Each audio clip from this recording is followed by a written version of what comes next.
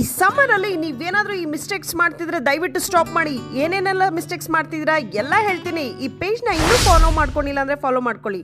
ನೀವೇನಾದರೂ ನಿಮ್ಮ ನಾಯಿನ long walk ಕರ್ಕೊಂಡು ಹೋಗ್ತಿದ್ದೀರಾ, ಡ್ರೈ ಕೀಬಲ್ನ ಡೈರೆಕ್ಟಾಗಿ ಕೊಡ್ತಿದ್ದೀರಾ, ಬನ್ನು ಬ್ರೆಡ್ ಬಿಸ್ಕೆಟ್ ಅಂತ ಕೊಡ್ತಾ ಇದ್ದೀರಾ, ಅಥವಾ ಟೀ ಶರ್ಟ್ ಹಾಕ್ತಾ ಇದ್ದೀರಾ ಚೆನ್ನಾಗಿ ಕಾಣಲಿ ಅಂತ, ದಯವಿಟ್ಟು ಇದನ್ನೆಲ್ಲ ಸ್ಟಾಪ್ ಮಾಡಲೇಬೇಕು. ಯಾಕೆಂದರೆ ನಿಮ್ಮ ನಾಯಿ ಒಳಗೆ ಕೊರಗ್ತಾ ಇದೆ.